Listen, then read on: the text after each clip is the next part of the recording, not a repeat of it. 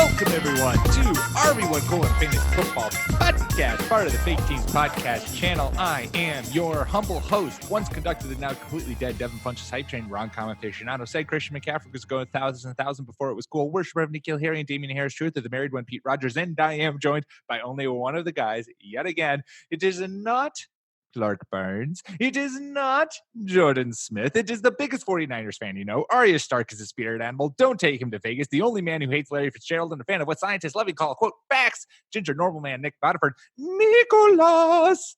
How you doing? I don't know how you do that, man.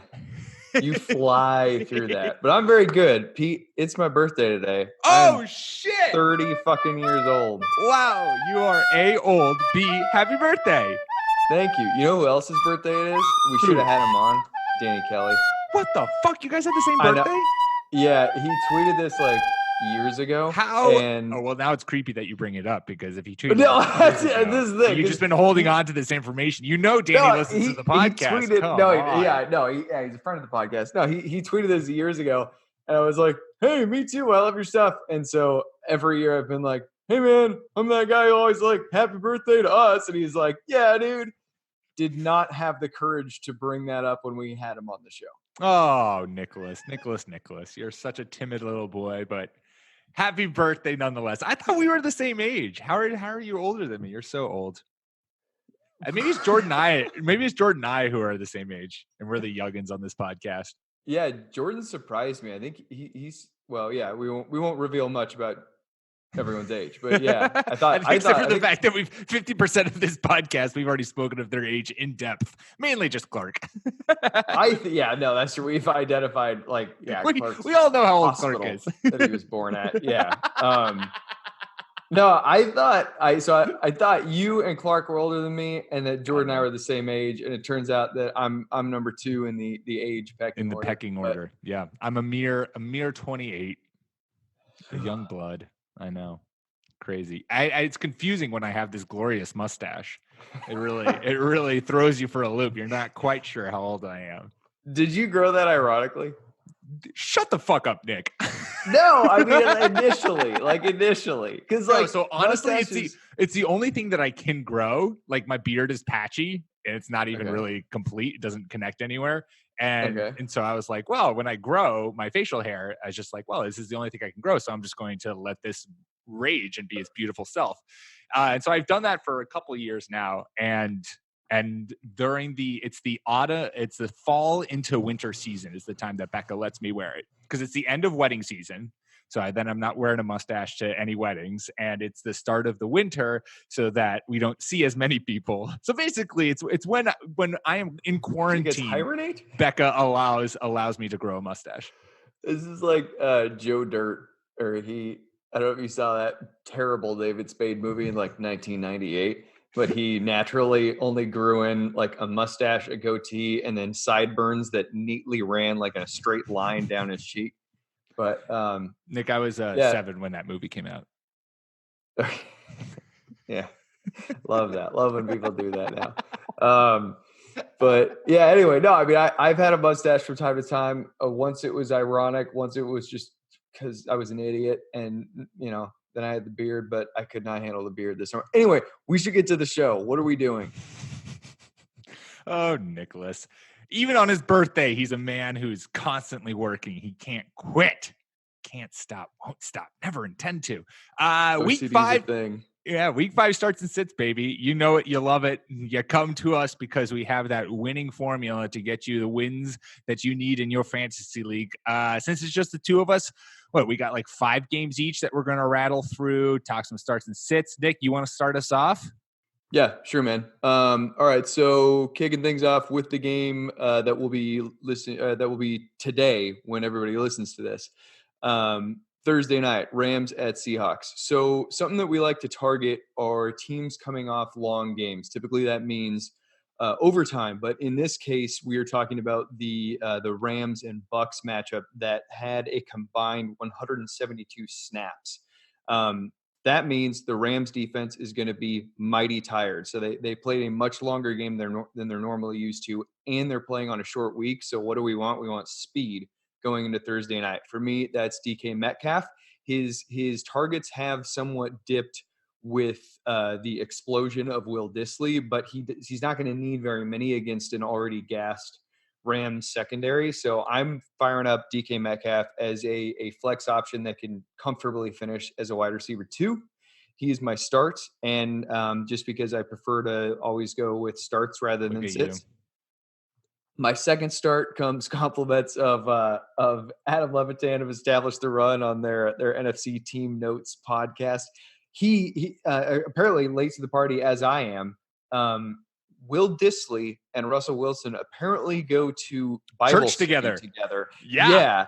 And breaking news. You know who broke that news to me? Fucking Jordan Smith. Jordan has been low-key on the Will Dissly train to a point where I feel like they know each other. Like Dissly's one of my bigger misses, man. Jordan has been on the Dissly train from the get-go, and he's texted this to the group like earlier this week, which is basically like highlighting a quote of Wilson saying, "We go to Bible study together. We talk. We're connected pretty good. I just really admire him." And Jordan is all like, "Yeah, baby." Somehow Jordan just knew this shit was going to happen and has been reaping the benefits so far.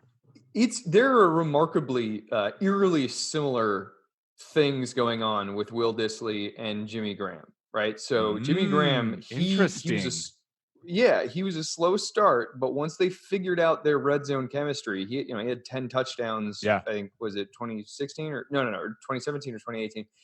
When the Seahawks only had one rushing touchdown or whatever, and 3 from Russell Wilson, but 1 from J.D. McKissick. But anyway, Russell Wilson figured out that he likes tight ends in the red zone. However, Jimmy Graham tore his patellar tendon last year. Will Dissly tore his patellar tendon. Somehow has managed a recovery, and that's awesome. But this whole patellar tendon torn tight end who's balling out in the red zone thing is interesting. You've heard this story before? It's bizarre. But anyway, fire up Will Dissly. It's dangerous because you're chasing touchdowns, which you always want to chase yardage, not touchdowns. But in the barren wasteland that is tight ends, if you see some sort of connection, go after it. So if you're lucky enough to get him, start Dissly as a tight end 1, and especially over guys that you might have been high on, like OJ Howard. Yeah. And I like the DK Metcalf call because we've spent a lot of time, or myself especially, since I seem to be picking the Rams. I've picked the Rams a lot leading up to this week. Their defense is good. Their secondary is solid. You can't really tell from coming off of week 3 where they gave up a shit ton of points. But up until that point, they were one of the top secondaries in the league. I don't think they'd given up a touchdown yet. And that's why last week I was like, you should sit Mike Evans. And then, he didn't do as much as the Chris Godwin. So 50% correct there. Anyways. But you could think of a point where it's like, okay, well, maybe that was just a fluke game. This defense gets right back on track. But I like the tired, exhausted. They played like 70 snaps, which is asinine. They played 74. That's insane. That is an absurd amount because a normal game is like 50 some odd, right? A normal game is in the 60s, okay. but the fact that the game ended up going for like 4.5 hours. So it's not one, it's the snaps is important, but 2, just like the duration of being out there is exhausting. And then the fact that they have to turn around and play on Thursday night compounds it. Yeah. And in Seattle, which is a tough place to play. No, I like it. And it's funny that you start with, it makes sense because Thursday football is the first one, but you start with Rams Seahawks. I'm going to talk about the other team that played in that grueling bowl, Tampa Bay versus New Orleans. I know everyone got super excited, and rightfully so. You went and added him off the waiver wire, and you were right to do so, but this is not the week to start Ronald Jones. We saw him finally get a star role in that backfield, finally get the touches that a starting running back should get, but the Saints haven't allowed a 100-yard rusher since last year. I think it goes back like 16 some odd games that they haven't allowed a 100-yard rusher. They're giving up the 4th fewest points to running backs. If you have them, that's awesome. Like, you did the right thing by getting him off waivers. I do think that this is officially his backfield, but this is not the week to you don't get him and throw him in your starting lineup this week. Sit a week. This defense is really good, but you'll still have him and play him later in the season. Yeah, that's a pretty good call, man. I added Jones in 1 or 2 leagues and have been wondering what the heck to do with him. Sheldon Rankins, defensive lineman of the Saints, I think he was injured to open the year, but he's back. And I can't recall who they played. Oh, yeah, Dallas. He was just living in the Dallas backfield. Oh, yeah. Ezekiel Elliott had like 1.2 yards per carry on Sunday night or Monday night, whenever they played Sunday night. Yeah. So unfortunately, I like the call. Yeah. But, and it'll be interesting to see too, because this is a game, this is like that next test for Ronald Jones and Bruce Arians' commitment to him, because it could be something where after seeing 19 or so touches, they suddenly are like, Peyton Barber's our guy. And you're like, oh, God damn it, Bruce Arians. Or you see Ronald Jones still get that starting workload. Maybe it's not as productive, but you're like, hey, I'm taking away from this. He is locked in for 15 plus carries a game. And we know that he can produce if he's got a good matchup. So don't start him this week, but don't panic if you went and got him off waivers. He's a great guy to have on your team. Another game you're looking at, Nicolas.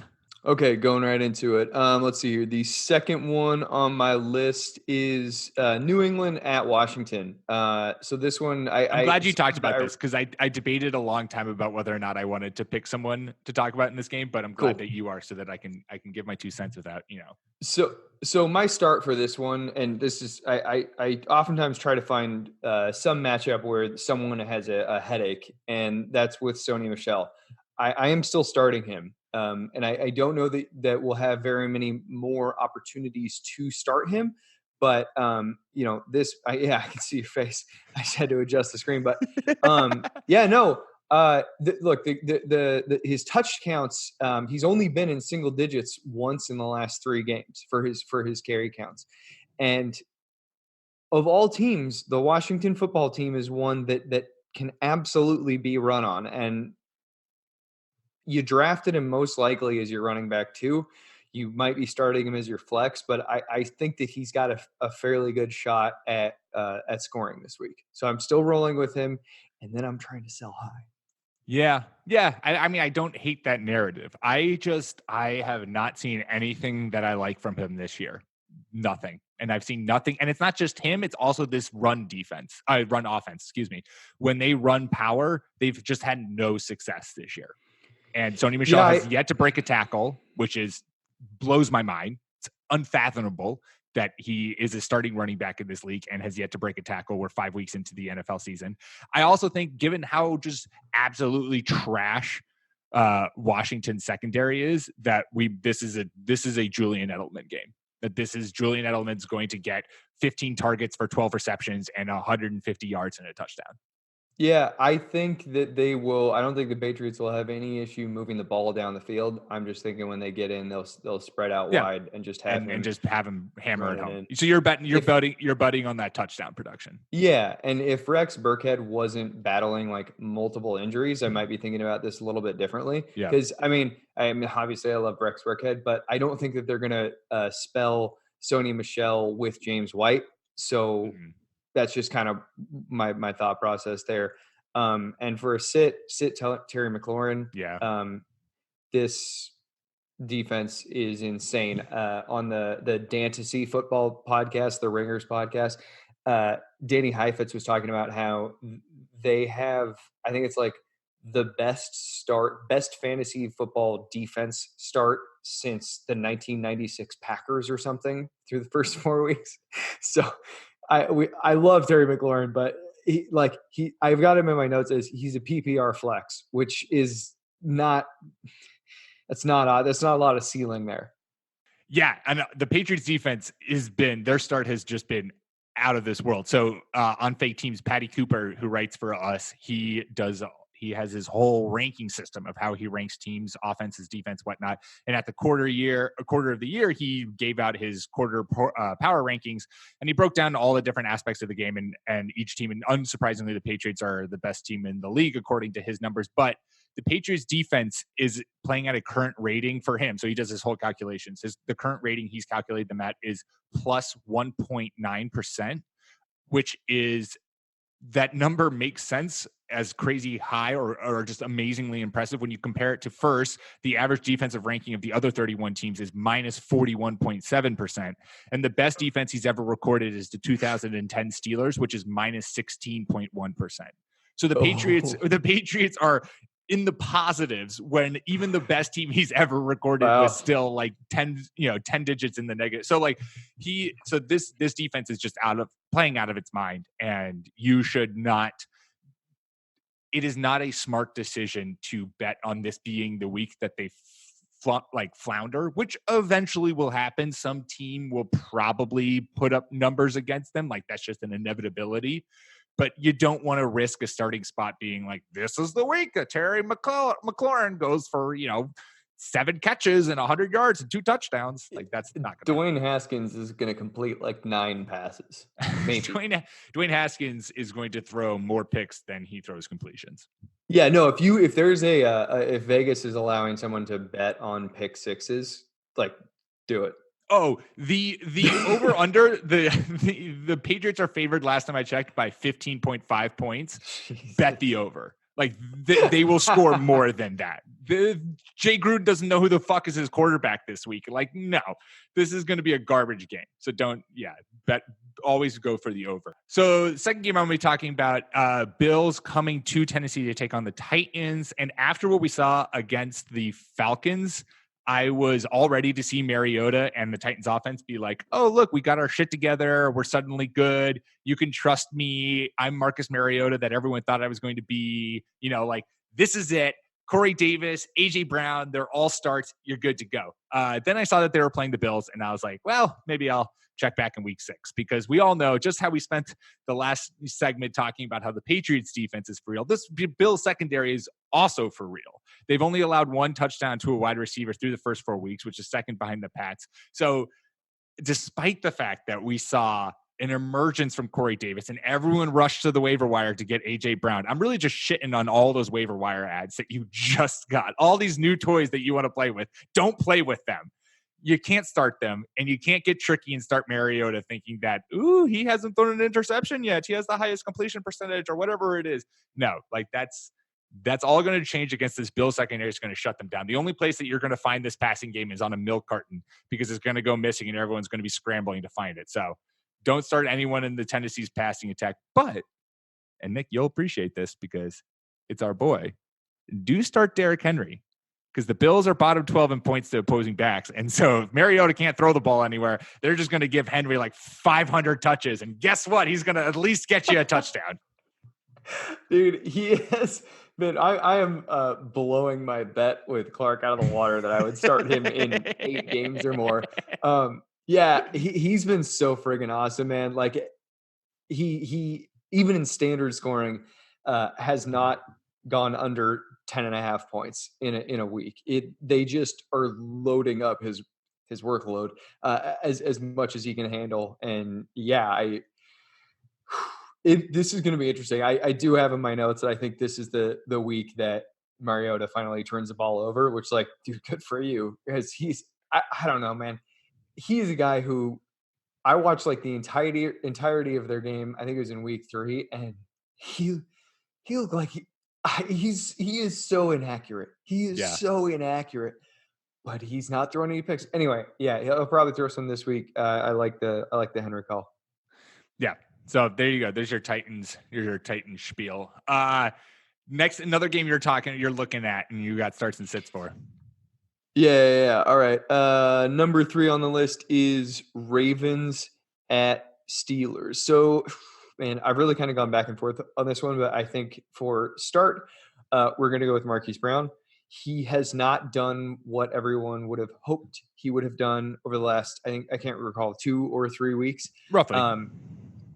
He's still getting a ton of looks through the passing game. He is their number 1 option with Mark Andrews slightly. So, I mean, doesn't really matter. Mark Andrews just plays 50% of the snaps, whether he's healthy or not. So that doesn't really matter. But yeah, the Pittsburgh secondary has just been a sieve to opposing wide receivers. Start Marquise Brown. I think he's going to score this week. I thought he was going to score last week, and this is one of those games where I'm like, I think he's got a 40-yard touchdown in him, kind of without question. So yeah, absolutely fire him up. For a second start, Deontay Johnson. Yes. The dude has taken over as the number 1 in Pittsburgh, much to my dismay and Clark's delight. 2 weeks ago, he caught 3 of 6 balls for 52 yards and a score. Last week, he caught 6 of 6 balls for 77 yards and a score. Until we see that change, roll with the guy. He is a flex with wide receiver 2 upside. And, Juju Smith-Schuster's not doing anything. And this matchup is only imposing on paper. The Baltimore defense is not what they are expected to be. And that's, for a litany of reasons, injury and it didn't replace the pass rush and all that. But anyway, receivers can absolutely succeed against this defense, and I like Deontay Johnson. So he needs to be owned in all leagues. I see him owned in a lot of leagues. He needs to be owned everywhere. Yeah, both receivers are definitely starts, because for the Steelers defense has just been hemorrhaging points to wide receivers, and I fully like Marquise Brown, not only for him to do well, but also I just think that this is going to be a Lamar Jackson bounce back game and a Ravens offense bounce back game. John Harbaugh is going to go deep into what he's got to pull out a game plan there's probably going to be a fair amount of trickery in it, I feel like, but they are going to want to win this game because they can't go down to the Steelers. And on the flip side, we've seen the blueprint of how to beat this Ravens defense. It's basically just like Earl Thomas is playing very aggressive. And so as long as you have something to mildly distract him, he's going to miss, or their whole secondary is going to miss people streaking deep. I mean, that's how Mecole Hardman got deep for the Chiefs. It's also how who they had a bomb to where against the Browns was it to Ricky Seals-Jones, or it was to one of their wide receivers where Odell had just a simple curl and Earl crashed down on it and left the seam wide open. And I forget who is thrown to. But so you see this happening. And I think that you're going to have something similar where they're going to game plan Juju to draw the whole defense's attention and then just toss it over the top to Deontay Johnson. Moving on, if you are starting those guys, you got to sit someone. And I have a wide receiver. I've just been on a roll of sits, man. Wide receiver that you should be sitting. It pains me to say this after he conducted an interview Wednesday wearing a fake mustache to honor everyone's favorite jorts-wearing, mustache-toting quarterback. But Jacksonville versus Carolina, DJ Chark, I don't know if I like this matchup enough to play him. And we've already alluded to multiple wide receivers who we do like their matchups. The Panthers have been damn good this year against opposing wide receivers. They're the 4th best pass defense per DVOA, and they're allowing only 156 passing yards per game, which is lowest in the league. I just think I love Gardner Minshew. I love everything that he stands for. The fact that he went into Denver and evaded like 13 billion sacks to throw the game-winning touchdown is beautiful and music to my ears. He's eventually going to come down at least to hover above the Earth's surface. And this Panthers defense is for real. And they are in Carolina. I just think that the secondary is going to clamp down, and I don't think DJ Chark is going to get the numbers that we are used to, that we've been seeing from him so far. And with other better options out there, I'm just saying, be wary of him. So yeah, I'm gonna have DJ Chark as a fringe wide receiver 2/3. Dante Jackson, the number 2 corner, is out, but they still have James Bradbury, who is a very, very good lockdown corner, and he's gonna kind of be giving him hell all day. In a standard scoring format, I might be all right with him because he can get like some chunk plays, but this will be his hardest game that he's had so far. And so yeah, if you've got another option, go for it. Bench him. Yeah, no, I think that is the play. Before we go any further into more Week 5 starts and sits, we're going to take a quick ad break. All right, we are back with more Week 5 starts and sits. Nicolas, give us another game that you're watching and some more stats and sits. So we've got Broncos at Chargers, and we now have the terrifying conundrum of Melvin Gordon returning to the Chargers backfield. And the answer to this conundrum is to just start both him and Austin Eckler, because the Denver Broncos run defense has been appalling. They have been getting blasted by opposing backfields. It's been trash. Yeah, it's been bad. And so and Bradley Chubb, he's out for the year. He just tore his ACL. That's not going to help things. Like they already were getting hammered. That's not going to make them any better. I have been wrong I've been as wrong as I haven't been rushing running backs into games when they've been sitting out, whether it's training camp or during the regular season, is a dangerous prospect. I think at least this week, that backfield is still a 50-50 split between Eckler and Melvin Gordon. And I think you're just at risk for soft tissue damage. There you go. You took the words right out of my mouth from 1,000 times ago. But you are at an elevated risk for soft tissue injury. But yeah, no, I think that Austin Eckler's feet's falling apart. His forehead was on the desk. So beautiful. It's true, but no, I think that my whole point is just to throw you so you don't even know where you were in your discussion about this game. Yeah, you've thrown me off.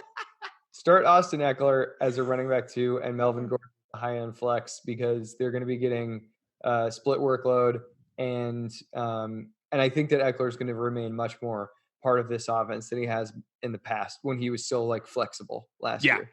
Yeah, and we talked about this. If you listen to Tuesday's podcast, Jordan and I talked about him, and Eckler was one of my guys who I think that you should go out and buy low in your fantasy leagues because of exactly this, that people are going to freak out because after he's had a fantasy MVP season, he's on my fantasy team. I have witnessed the greatness of Austin Eckler in fantasy, and it is crushing that Melvin Gordon is coming back into this backfield. But the two things you can take away from it is, one, we know exactly at its worst, right? At its absolute worst, we know exactly that these two players both have fantasy relevance. Eckler was an RB 27, I think last year, playing well behind Melvin Gordon.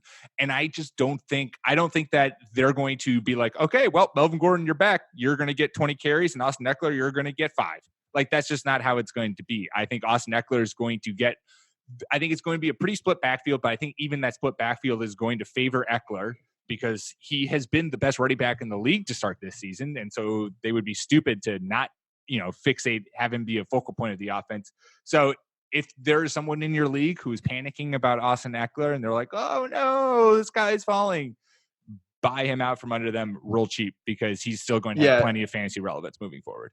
So something that's also noteworthy, Dontrell Inman is out indefinitely. This is per Roto World's injury page on the Chargers. Dontrell Inman is out indefinitely. Virgil Green is out for 4 weeks. Mike Williams is day-to-day with a back injury, which has been problematic for him before. Travis Benjamin is day-to-day with a hip injury. Hunter Henry is out indefinitely still. Their left tackle is out indefinitely, Russell Okung. The offense is banged the hell up. They're like, even if they want to make Melvin Gordon the bell cow, they're going to have to involve Austin Eckler, and Justin Jackson's got a calf injury. Yeah. Anyway, they're all getting work. Yeah. At what point do the Chargers look at their training staff and they're just like, you guys suck at your job and we need to get a whole new crew in here? Because it is every single year that half the team falls apart. Within like the first 2 weeks of the season, all of a sudden the Chargers have lost like half their players every year. So, I mean, their thing is they're like the final team to not have an analytics department. And I wonder if that is emblematic of their embrace of science generally. Like if they're just like, no, we've got our old school training staff, and we don't believe in science. Leeches get the job done. Leeches suck the bad blood out. What do you mean you need to have surgeries in science? They're knocking on somebody's pecs, going, "What do you mean soft tissue? As hard as a rock." These muscles are fucking hard. What do you mean soft tissue? That's not a real thing. Shut up. Anyway, Chargers, you're the worst team that you've ever created. We should at some point do a full ranking of Nick's least favorite teams in the NFL. Because I feel like there are maybe 3 teams that you actually like in the league. and everyone else you like despise. There's no in between for you. It's either you're like, oh yeah, no, it's a well-run organization and I appreciate what they do, or they should burn in hell and everyone on that team is garbage. I think like the middle tier is just they're like maddening teams. Like the Chargers, they are such an awesome team, and they're the people who steer that ship are fucking morons. And so like that's different than a team like the Chiefs, where like honestly, fuck you guys for all of the domestic violence people that you employ. I don't like screw you. I don't like that team. Amen. That's different than the Chargers, who I'm like, God, you could be so good. They for the last 4 years have had the best roster in the NFL from a pure talent standpoint. Dude, it is friggin' loaded. And it's amazing that they have not done anything. All right, well, let's move on. I'm going to next game talk about Minnesota Vikings taking on the New York Giants. And guys, we've all been waiting for it. This is the week where you can start the Vikings passing attack. Start Adam Thielen, and maybe, just maybe, but probably not, given the fact that he didn't report to the team on Wednesday, Stephon Diggs. This is mildly based on stats, but mostly narrative-based. The Giants are giving up the third most touchdowns, fifth most yards, fourth most fantasy points to opposing wide receivers. So those are your stats. And narrative-wise, this whole week has been the Kirk Cousins shit show with everyone bashing him, Thielen included. Everyone's just been like, Kirk, learn to throw the football. And I think that this is going to be a pass-happy game plan to please those pass catchers. It's a low-cost game, low stakes, which means Kirk Cousins is going to become Kirk God and just start throwing for 500 yards and 4 touchdowns because there's no pressure on his shoulders. And man, he plays so much better when there's no pressure.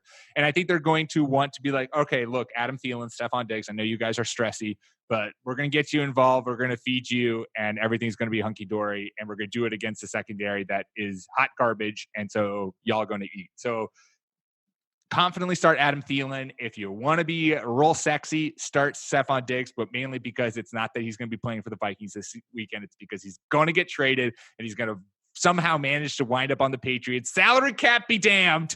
And he's going to catch 5 touchdowns from Brady. So, yeah, for the first time, I'll agree that Adam Thielen should be started. Something that Mr. Evan Silva likes to talk about on that same podcast I referenced earlier, the team-by-team notes for the NFC this week. Something he's highlighted is the squeaky wheel narrative. And that is that from time to time, NFL teams, if they have a player who is chirping, who they have not been giving the ball, they'll just go, all right, fuck it. First play of the game, we'll get it to you. And we'll just kind of like deliver the ball to him enough that it's like, this is reasonable for you to shut up now. And against the non-existent Giants defense, I think that's a good opportunity to do that. If they actually go full pass over the run, then it's just going to be more through the air looks to Dalvin Cook. He's going to get 10 targets, which is going to make him even more valuable. Yeah, I mean, I embrace the start Adam Thielen thing. The Diggs thing is crazy. Something that a lot of folks talk about is the times when he is on the practice report with an injury, he goes for like under 50 yards. Like it's without question when he is questionable, he goes under some outrageously bad stat. We don't know what the issue is now. He's a mysterious absence. So who knows? Yeah. Well, that'd be interesting if I don't know.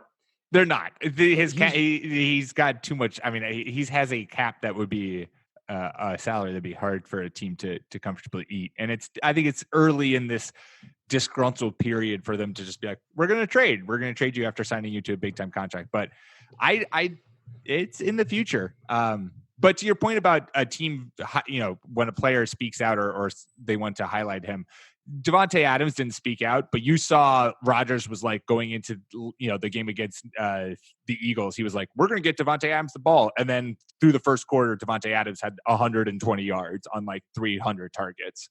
So I think that you're going to see similar things for Adam Thielen, where the first quarter, Adam Thielen's going to get like 10 targets for 8 catches and 60 yards.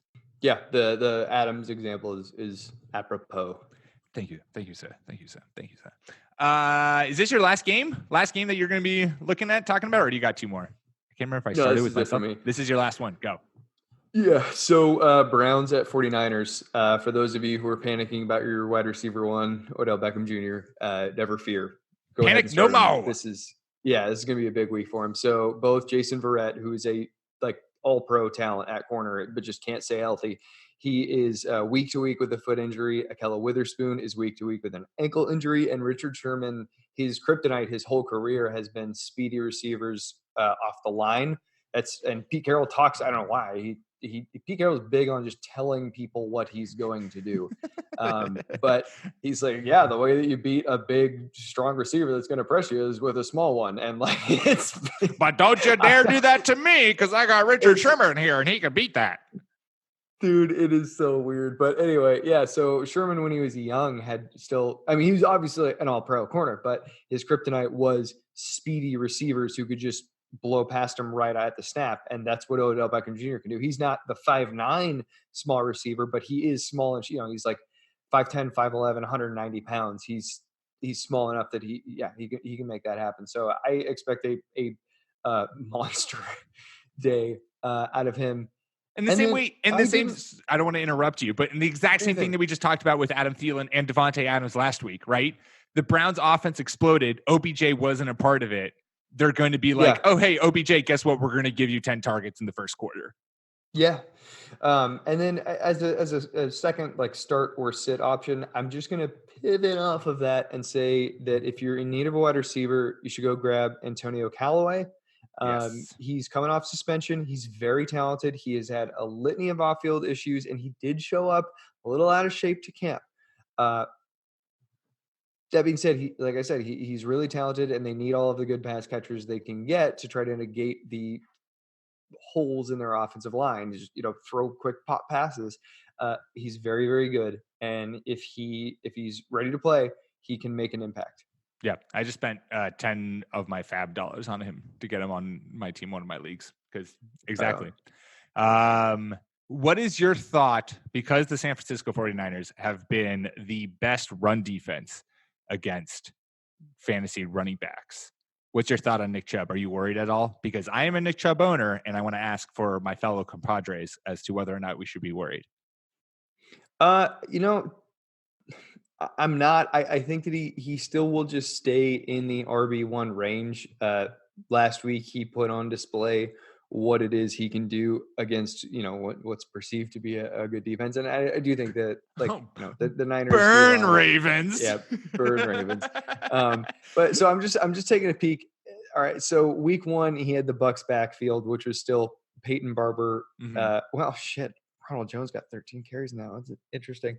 Yeah, I just believe in Nick Chubb. Yeah. He's phenomenal, and I think that he's going to get 20 carries. And actually, the other thing is he's getting work through the passing game now. Which means that even if they shut him down on the ground, he'll still get targets in the air, and we'll still get you fantasy return via that. Yeah, he had 4 targets. So if they just have him shoot out around the pass rush, they can still get him the ball. Perfect. All right, last team that we're going to talk about, or last game that we're going to talk about for starts and sits, Chicago Bears taking on the Oakland Raiders. This is a classic speak it into existence pick because I'm starting him and I want him to do something this week. Start David Montgomery. The script is there for a good game. You have a backup quarterback, so they're going to lean on the ground game. Oakland is middle of the pack when stopping the run in London. I don't know what that has to do with it, but hey, I'm throwing it out there. They're not in America, so who knows what could happen then. He's getting a ton of work on the ground. This is hopefully the week where it all just kind of meshes and gets together and we see a solid fantasy performance from David Montgomery. I mean, maybe it's 60 yards and a touchdown, but that's what I'm kind of expecting. Nothing crazy. On the flip side, don't start Josh Jacobs this week because he is not going to make it over 30 yards against this Bears defense. And if you listen to Tuesday's podcast, you know that after this week, you should trade for Josh Jacobs in your league because he has a cushy-ass schedule after that, and people will be freaking out because the Bears will hold them to like 3 fantasy points. Yeah, I'm finally feeling really good about starting David Montgomery. Like, I obviously sung his praises throughout the preseason.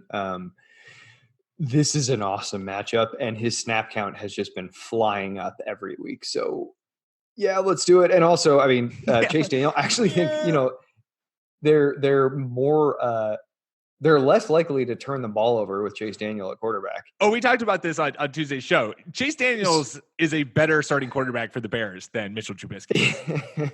I mean, I don't think start Allen Robinson with confidence, but like, yeah, you know what? Go look at your waiver wires, everybody, because I found Allen Robinson. No, you didn't. And Deshaun Watson in one of my leagues.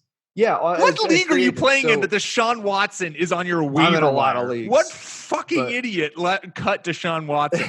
He had one bad game and he's like, Deshaun Watson's not on my team anymore. I hope that was Brady. It was probably Brady. Suck it, Brady.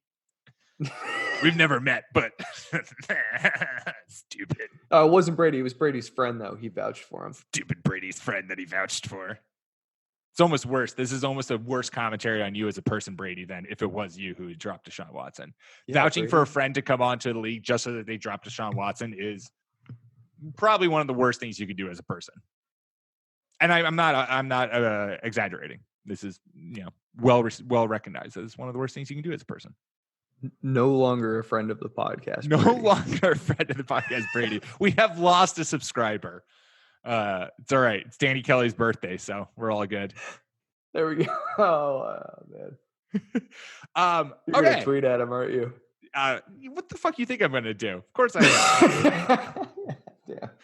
Since it is just Nick and I this week, I reached out to the best fantasy mind that I know to get their opinion on a difficult start and sit this week. What do you do about Alvin Kamara going up against a Bucs defense that's allowing the third fewest fantasy points to opposing backs? So we're going to get this person on the phone, and we are going to see what their fantasy again, this is one of the best minds I know in fantasy, what their fantasy advice is for this week about Alvin Kamara. Hello. Hi, Ma. How you doing? I'm good. How are you? Good, thanks. All right, I have a question for you. Yep. Do I, in fantasy football, start Alvin Kamara against the Tampa Bay Buccaneers this week, or do I keep him on my bench? Tell me a little bit about him. Okay, so he is a running back for the New Orleans Saints. He wears number 41, which is kind of an odd number for a running back. He's very good in the passing game and on the ground, but the Tampa Bay Buccaneers have a very stout defensive line, which has limited running back production this year. Sounds like you want a passing game. All right. So you're going to start him. You're going to start Alvin Kamara this week. No, he's if they've got they have a strong defensive line, or they have a strong defensive line. Yeah, then you need somebody to run around it. Perfect. All right. So you heard it there first from the greatest fantasy mind I know. You do not start Alvin Kamara this week. Oh my God, am I on your podcast?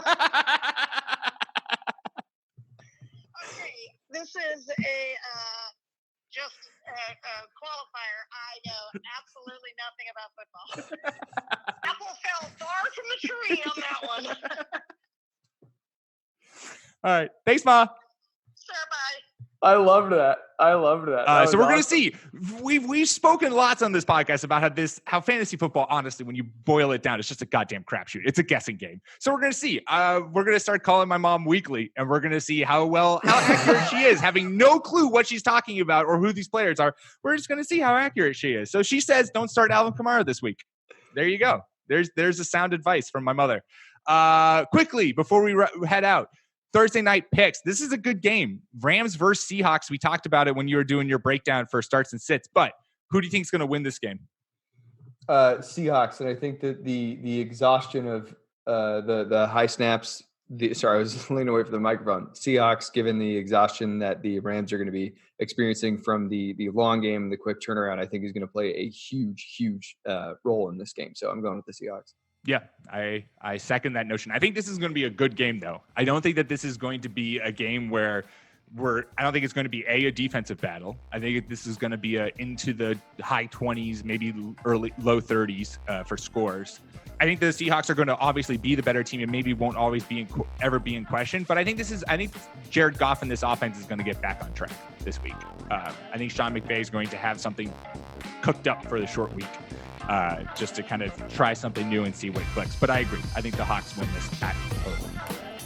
Make sure to subscribe to the podcast on iTunes, Spotify, Stitcher, wherever you get your podcasts. We are there. Fake Teams Podcast channel. Follow us on Twitter at RB1 Podcast. Follow myself at Pete M. Rogers. Follow Nick at Ginger__Nick without a K. We will be back at you next week. Enjoy. Have a good week 5. And until then, peace.